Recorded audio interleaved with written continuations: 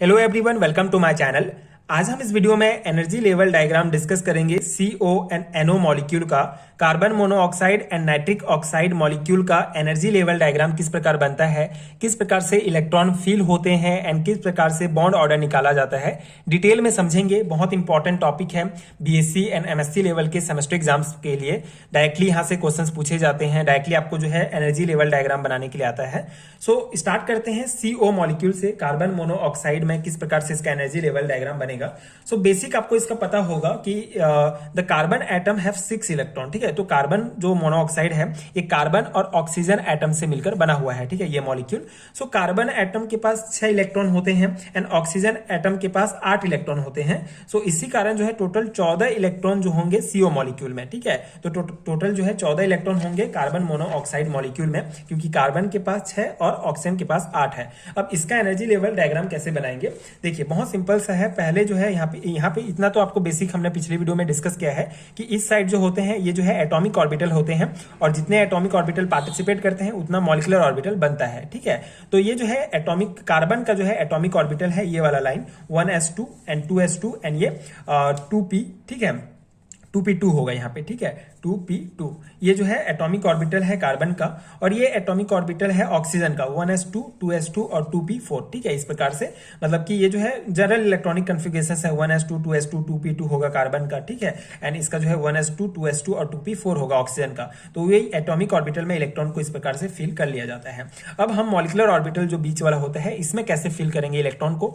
बहुत सिंपल सा है। ठीक है, यहाँ पे 2 इलेक्ट्रॉन है, यहाँ पे 2 इलेक्ट्रॉन है, मतलब कार्बन और ऑक्सीजन एटॉमिक ऑर्बिटल में 2-2 इलेक्ट्रॉन है, तो इसमें भी जो है 2-2 इलेक्ट्रॉन भरेगा। ठीक है, तो यहाँ पे पहले जो है बॉन्डिंग वाले मॉलिक्यूलर ऑर्बिटल में 2 इलेक्ट्रॉन भरेगा, उसके बाद एंटी बॉन्डिंग में भरेगा। मतलब मैक्सिमम 2 इलेक्ट्रॉन ही आ सकते हैं। मान लो यहाँ पे 2 होता, यहाँ पे 1 होता, तो यहाँ पे 2 भरता और यहाँ पे 1 हो जाता। ठीक है, पहले ये पूरा फिल होगा, उसके बाद ये पूरा कंप्लीट होगा। अब यहाँ पे 2 है, यहाँ पे 2 है, तो यहाँ पे 2 पहले भरेगा, फिर 2 यहाँ पे एंटी बॉन्डिंग वाले पार्ट में भरेगा। ठीक है, उसके बाद यहाँ अगर हम 2s ऑर्बिटल की बात करें तो ये 2s2 यहाँ पे 2 है, यहाँ पे 2 है, तो सेम वही पहले ये बॉन्डिंग वाले भाग में 2 इलेक्ट्रॉन भरेगा, फिर एंटी बॉन्डिंग भाग में 2 इलेक्ट्रॉन भरेगा। ठीक है, उसके बाद जो है 2p ऑर्बिटल की अगर बात करें तो यहाँ पे कार्बन एटॉमिक ऑर्बिटल में जो है कार्बन के एटॉमिक ऑर्बिटल में 2 इलेक्ट्रॉन है। ठीक है, क्योंकि ये 2p2 है। ठीक है, ये और ये 2p4 है, मतलब 4 है इसमें। इस ऑक्सीजन के एटॉमिक ऑर्बिटल में टोटल 4 इलेक्ट्रॉन है। मतलब टोटल कितने इलेक्ट्रॉन हो गए, 6। ठीक है, टोटल 6 इलेक्ट्रॉन हो गए।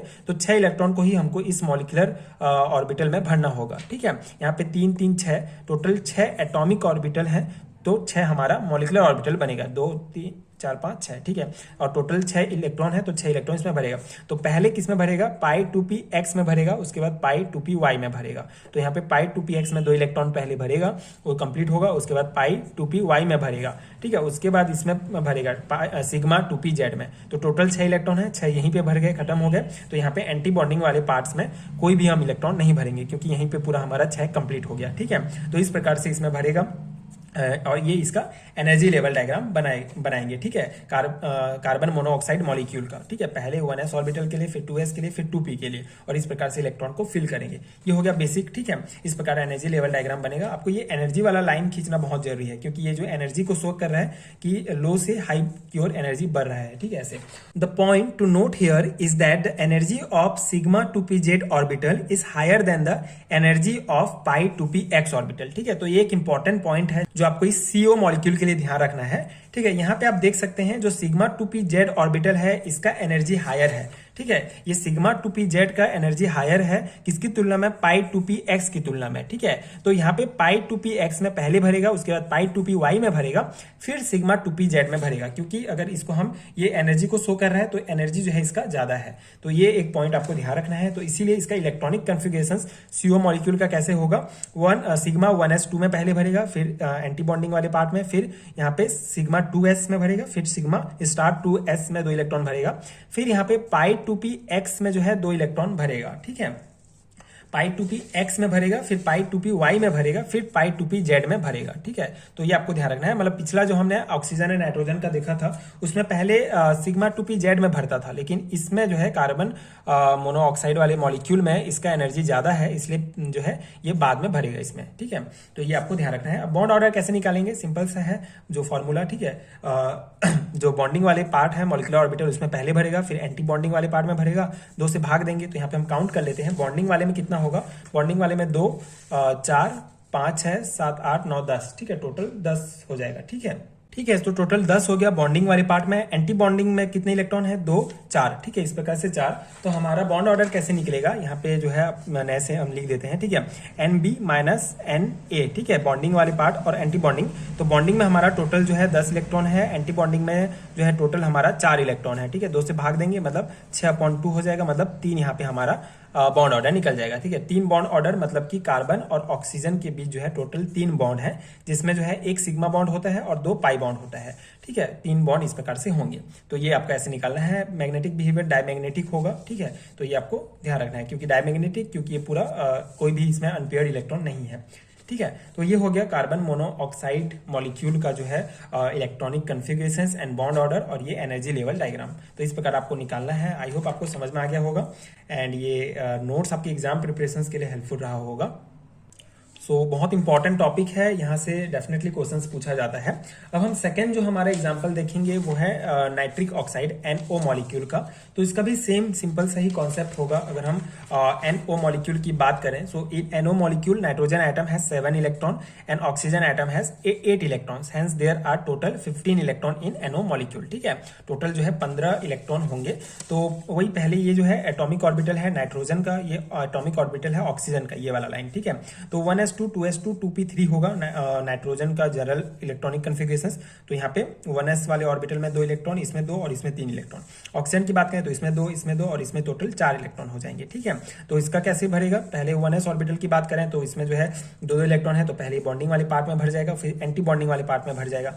यहाँ पे 2 इलेक्ट्रॉन है, तो पहले ये बॉन्डिंग वाले में, फिर एंटी बॉन्डिंग वाले पार्ट में भरेगा।